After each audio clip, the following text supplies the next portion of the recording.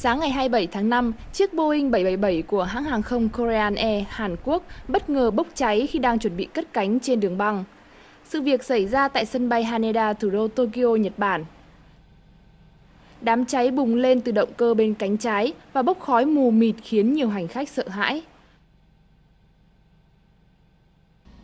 Trên máy bay có 319 người được sơ tán khẩn cấp bằng thang trượt, không có ai bị thương sau sự cố.